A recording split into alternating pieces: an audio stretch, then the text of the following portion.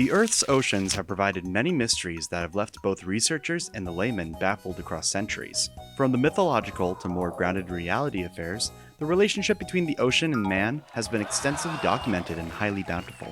New discoveries that challenge the scientific zeitgeist of the time are all but uncommon among the scientific community, but especially with oceanic research, it feels almost as if each time something is discovered, it has the opportunity to flip the narrative on its head and produce more questions than answers.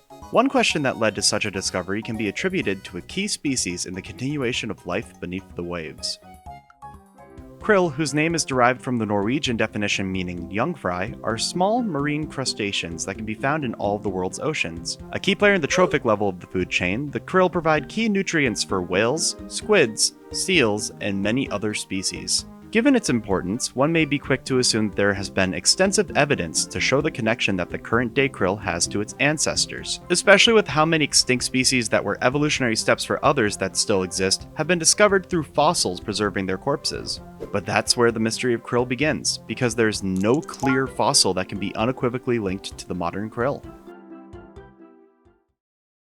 In June of 2001, the Linnean Society of London published the Biological Journal of the Linnean Society, and within their pages was an article written by Simon N. Jarman, currently professor of environmental genomics at Curtin University, titled "The Evolutionary History of Krill Inferred from Nuclear Large Subunit rDNA Sequence Analysis."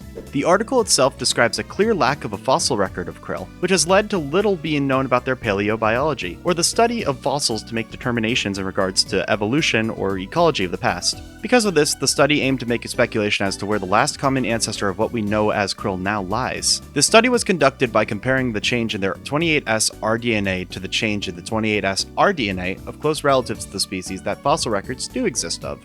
Using that, as well as information gathered by conducting a phylogenetic analysis of partial 28S rDNA sequences, led to Jarman and his team estimating that the last common ancestor of the krill family known as Euphisidae lived about 130 million years ago. But one may question what happened in between then and now, and how krill as we see them today came to be. I believe that through my own thorough studies, I have come to a conclusion as to the true nature of krill and its more violent properties. One in a Krillion, developed by Beverly Krills, was published by DigiPen Institute of Technology in June of last year. The game is a short hack-and-slash romp where you play as a swarm of krill, fighting your way through arenas, all culminating with a showdown with Emperor Shark at the end. This review actually exists because the developers requesting that I do a in-depth deep dive into the game back when I did a Q&A. So to the devs, apologies for the wait, I hope it's worth it. The first thing, and the most important aspect to discuss here, is the gameplay itself. If you have played games in the realm of Ember Knights or Hades, you have a fairly good idea of how this will go. Lots of dashing, slashing, and utilizing all the skills at your disposal to even the playing field against your foes. The primary mechanic that affects gameplay is the ability to toggle between a solo form and a swarm form. These can be swapped between on the fly, and each has its own set of unique abilities to help turn the tide of a battle. In your solo form, the corresponding abilities encourage rapid movement across the map, getting in quick to do high bursts of damage, then regrouping to charge again. The grappling hook ability really amplifies this, making it fairly easy to close gaps when the distance between enemies is just a little too far. This is also further expanded upon by the shuriken and scissor abilities that encourage this sort of drive-by approach to enemies. In all honesty, I never really used the grappling hook in my initial playthroughs of the game. I assumed that dashing would just get me around the map just fine, but as you can tell from this footage, I've learned to see the light.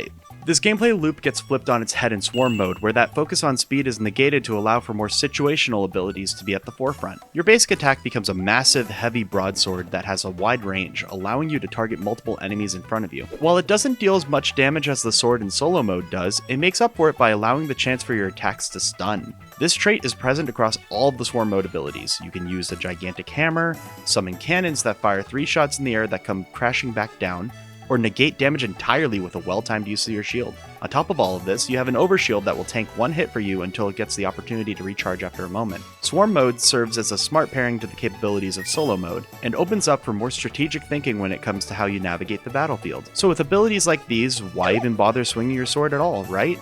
Well, there's a bit of catch to it all. Every single ability shares the same resource. This may come as a bit of a no-brainer, but considering the way to gain that resource back is to be actively attacking enemies with your basic attack, forces the player to reconsider the idea of spamming the abilities. Attacking with your basic strike too is the only way to build up your combo as well, which if you're going for 100%, is pretty important. So then what should be the best approach? Before I provide my personal answer to that question, I feel it's important to go over some more mechanics present in the game that help to better frame my thoughts. Let's start with a core part of any action game worth its salt: parrying.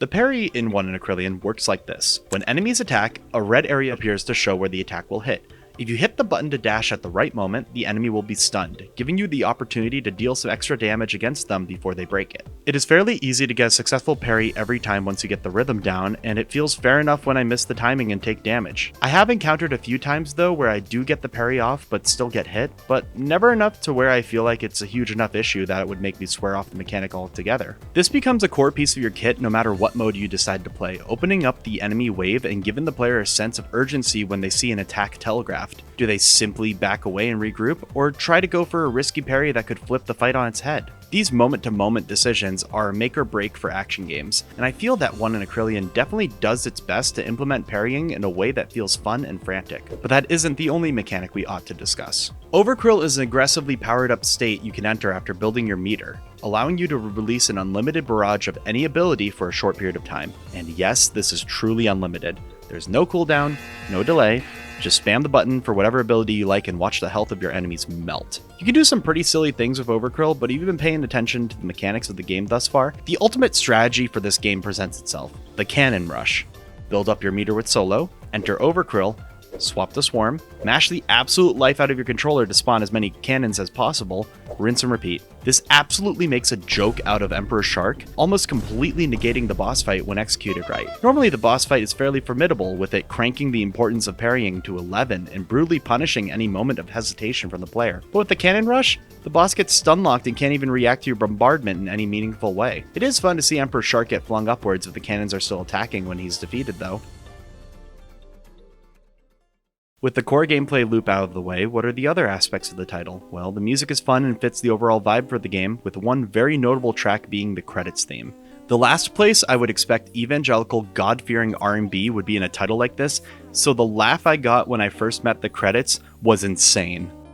The overall art direction, while simple, does enough to communicate the gameplay in the tone of One in a Krillion. This game is supposed to be goofy. It's supposed to be the kind of title that you pick up, beat in one sitting, and go, well, that was weird, and then you boot up Descenders again.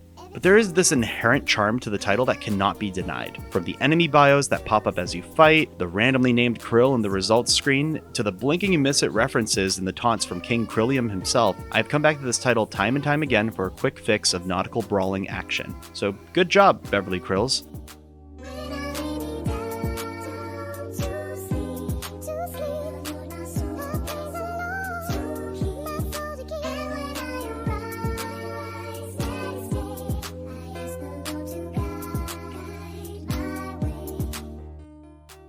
Thanks for watching! Have you been able to play One in a Krillion, or maybe have suggestions for games I should check out? Feel free to leave a comment below and maybe I'll do a video on it someday. Also, thank you for being patient with this one. I have rewritten and re-recorded this script a multitude of times over the past few months because I just really wanted to make sure that this was doing the game and the developers justice, and I finally landed on something that I feel sounds good. So hopefully you enjoyed it. A link to download the game off of Steam to play it yourselves will be in the description, and I highly recommend that you check it out. But for now, I'll see you guys next time. Thanks.